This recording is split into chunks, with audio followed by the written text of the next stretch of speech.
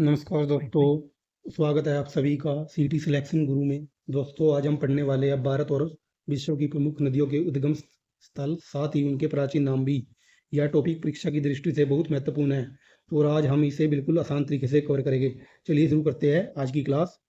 तो भारत की प्रमुख नदियाँ और उनके उद्गम स्थल देखते हैं पहले हम। ठीक है, सबसे पहले हमारे पास आएगी सिंधु नदी, जिसको इंग्लिश में बोलते हैं इंडस रिवर। चलिए आगे बढ़ते हैं। पहले हम जानते हैं इसका उद्गम स्थल। उद्गम स्थल है इसका मानसरोवर झील के निकट तिब्बत में। तो मानसरोवर झील के निकट तिब्बत में इसका उद्गम स्थल है, और प्राचीन नाम भी इसका सिंधु ही है। ऋग्वेद में भी इसका उल्लेख मिलता है, आपको याद रखना है, ऋग्वेद में भी इसका उल्लेख मिलता है। और इसकी विशेषता क्या है? यह तिब्बत से निकलकर लद्दाख और फिर पाकिस्तान से होकर अरब सागर में गिरती है। तो आपको याद रखना है, यह तिब्बत से निकलकर लद्दाख और फिर पाकिस्तान से होकर अरब सागर में गिरती है। तो इसके बारे में आपको तीन चीज़ें याद रखनी है। उद्गम स्थल मानसरोवर है, मानसरोवर झील, प्राचीन नाम भी सिंधु है, और यह तिब्बत से निकल कर लद्दाख और फिर पाकिस्तान से होकर अरब सागर में गिरती है। आपको इतना ही याद रखना है। चलिए आगे बढ़ते हैं नंबर 2 पे हमारे पास है ब्रह्मपुत्र नदी। ब्रह्मपुत्र नदी का उद्गम स्थल भी मानसरोवर लेक के पास से होता है। तो आपको याद रखना है, इसका उद्गम स्थल भी मानसरोवर झील के पास से ही होता है। मन मीन्स वहीं से होता है, जहाँ से सिंधु नदी का उद्गम स्थल होता है, वहीं से ब्रह्मपुत्र नदी का उद्गम स्थल होता है। ठीक है, और तिब्बत में से सांगपो के नाम से जाना जाता है। आपको याद रखना है, तिब्बत में से सांगपो के नाम से जाना जाता है। जैसे ही थोड़ी आगे बढ़ते हैं, अरुणाचल प्रदेश में से दिवांग दिवांग भी बोलते हैं, दिवांग भी बोलते हैं। चलिए आगे बढ़ते हैं। और इसकी सहायक नदी क्या है? सुबनसिरी सुबनसिरी सुबनसिरी लोहित लोहित इसकी सहायक नदियाँ है। आपको याद रखना है, सुबनसिरी लोहित इसकी सहायक नदियाँ है। चलिए आगे बढ़ते हैं। अरुणाचल प्रदेश के बाद इसे ब्रह्मपुत्र कहा जाता है। तो आपको याद रखना है, अरुणाचल प्रदेश में प्रवेश के बाद इसे ब्रह्मपुत्र कहा जाता है। उससे पहले से दिवांग के नाम से जाना जाता है। चलिए नंबर 3 पे हमारे पास है झेलम रिवर। और झेलम रिवर का उद्गम स्थल है शेषनाग झील, जो कि जम्मू कश्मीर में है। ठीक है, जिनके भी पीछे नाग आता है, वो सारी झील आपको जम्मू कश्मीर में देखने को मिलती है। मेनली कश्मीर घाटी की प्रमुख नदी है, आपको इतना याद रखना है, कश्मीर घाटी की प्रमुख ये नदी है। ठीक है, चलिए आगे बढ़ते हैं। नंबर 4 पे हमारे पास चिनाब रिवर। तो चिनाब रिवर हमारे पास है, जिसका उद्गम स्थल है बारालाचा दर्रा, जो कि हिमाचल प्रदेश में पड़ता है। हमने जैसे पिछली क्लास में पढ़ा था, ये बारालाचा दर्रा कहाँ पे है, तो हिमाचल प्रदेश में। आप पिछली क्लास भी देख सकते हैं, उसमें हमने सभी दर्रे कवर करे हैं। तो चिनाब रिवर का उद्गम स्थल क्या है? बारालाचा दर्रा, जो कि हिमाचल प्रदेश में पड़ता है। उसका प्राचीन नाम क्या है? प्राचीन नाम आपसे क्वेश्चन है, इसका प्राचीन नाम क्या है, तो आपको बताना है। इसका प्राचीन नाम है अश्कनी। अश्किनी अश्कनी इसका प्राचीन नाम है, आपको याद रखना है। ठीक है, चलिए। और इसकी विशेषता क्या है? यह चंद्रा और बाघा नदियों के संगम से बनती है। तो चंद्रा और बाघा नदियों के संगम पे कौन सी नदी बनती है? चिनाब। जब ये चंद्रा नदी और बाघा नदी दोनों मिलती है, तो कौन सी नदी बनती है? तो चिनाब रिवर बनती है। चलिए आगे बढ़ते हैं। नंबर 5 पे हमारे पास है रावी रिवर। रावी रिवर, इसका उद्गम स्थल कहाँ से है? रोहतांग दर्रा। रोहतांग दर्रे से इसका उद्गम स्थल है, आपको याद रखना है। और प्राचीन नाम क्या है इसका? प्राचीन नाम भी बता देता हूँ आपको इसका। इसका प्राचीन नाम क्या है इसका? इरावती। इरावती बोलते थे इसे प्राचीन समय में। ठीक है, आपको याद रखना है। चुनाव को क्या बोलते थे? चुनाव को अश्कनी बोलते थे। प्राचीन नाम अक्सर एग्जाम में पूछ लिया जाता है। चलिए आगे बढ़ते हैं। क्वेश्चन नंबर 6 हमारे पास है ब्यास नदी। ब्यास नदी का उद्गम स्थल है रोहतांग दर्रा। रोहतांग दर्रा भी आपको हिमाचल प्रदेश में देखने को मिलता है। आप दर्रे वाली क्लास में हमने कराए हुए हैं, आप जाके देख सकते हैं। और हिमाचल प्रदेश में आपको देखने को मिलता है। इसका प्राचीन नाम क्या है? बिपाशा। आपको इतना याद रखना है। एक तो इनका उद्गम स्थल आपको याद रखना है, और एक इनका प्राचीन नाम बिपाशा। अक्सर एग्जाम में ये पूछ लिया जाता है, बिपाशा इसका प्राचीन नाम है। चलिए, हाँ, नंबर 7 पे हमारे पास आएगी रामगंगा। तो रामगंगा रिवर हमारे पास नंबर 7 पे आई है, और जिसका उद्गम स्थल क्या है इसका? नैनीताल के निकट। नैनीताल से इसका उद्गम होता है। तो आपको याद रखना है। और गंगा की ये सहायक नदी है, आपको याद रखना है, गंगा की ये सहायक नदी है। ठीक है, रामगंगा नाम है इसका, और नैनीताल से इसका उद्गम स्थल होता है, और गंगा की ये सहायक नदी है। और नंबर 8 पे हमारे पास है नर्मदा। तो नर्मदा रिवर हमारे पास है नंबर 8 पे, और इसका उद्गम स्थल है अमरकंटक की पहाड़ी, जो कि मध्य प्रदेश में पड़ती है, आपको देखने को मिलती है। इसका प्राचीन नाम क्या है? प्राचीन नाम है इसका रेवा। रेवा, आपको याद रखना है, रेवा। ठीक है, चलिए आगे बढ़ते हैं। और नर्मदा नदी के बारे में आपको एक और बात जाननी है जो कि अक्सर एग्जाम में पूछ ली जाती है। पश्चिम की ओर बहने वाली नदी है। तो अक्सर ये पूछ ली जाती है कि पश्चिम की ओर बहने वाली इनमें से कौन सी नदी पश्चिम की ओर बहती है। तो ऑप्शन में आपने देखना है नर्मदा और तापी, दो ऐसी नदियाँ हैं जो पश्चिम की ओर बहती है। ठीक है। और है तो वैसे कुछ और नदियाँ भी है, लेकिन मेनली नर्मदा और तापी है जो पश्चिम की ओर बहती है और अक्सर एग्जाम में पूछ लिया जाता है। बाकी मैक्सिमम जितनी नदियाँ है पूरब की ओर बह रही है। ठीक है, आपको याद रखना है। और ये रिफ्ट वैली के थ्रू बहती है, आपको ये भी याद होना चाहिए, रिफ्ट वैली। ठीक है, रिफ्ट वैली के थ्रू बहती है, जिसको ब्रंस घाटी भी बोल सकते हो। ठीक है। और नंबर 9 पे हमारे पास है सोन नदी। सोन नदी भी अमरकंटक से ही निकलती है, लेकिन ये अपोजिट बहती है, अपोजिट ऊपर की ओर चली जाती है। ठीक है, आपको याद रखना है। चलिए आगे बढ़ते हैं।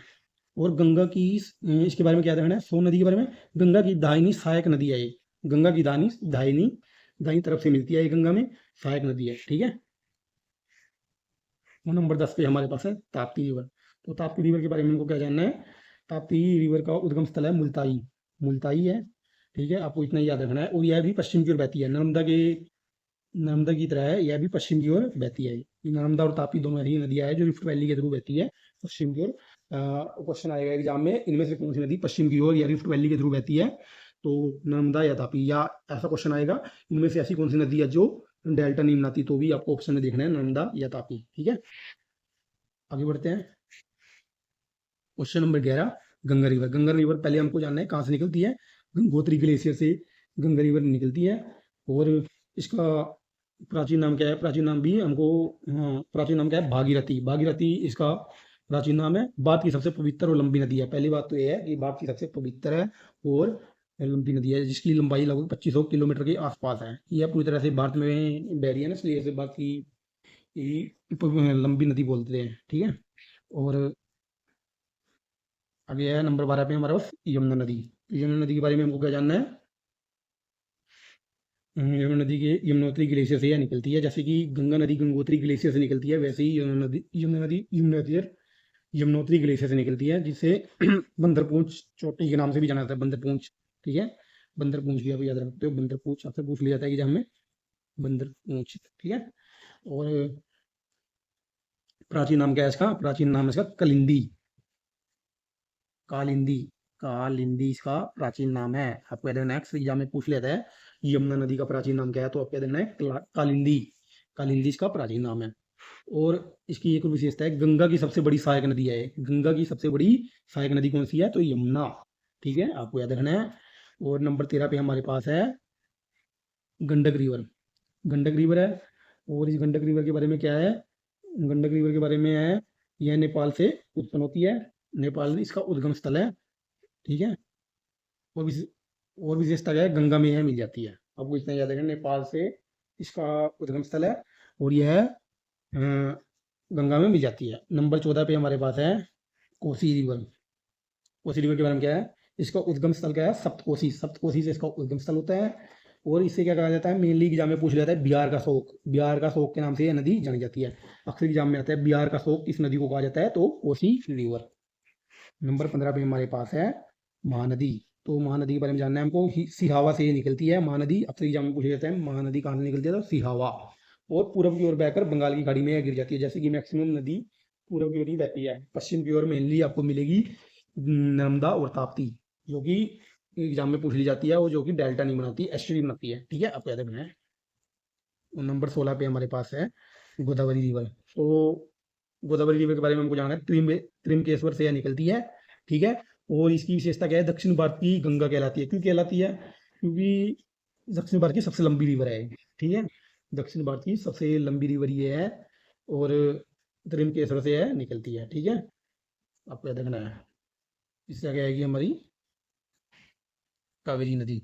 कावेरी नदी के बारे में आपको जानना है, ब्रह्मगिरी की पहाड़ी से निकलती है। इसका उद्गम स्थल क्या है, ब्रह्मगिरी की पहाड़ी है। और दक्षिण भारत की यह महत्वपूर्ण नदी है, आपको याद रखना है। ठीक है।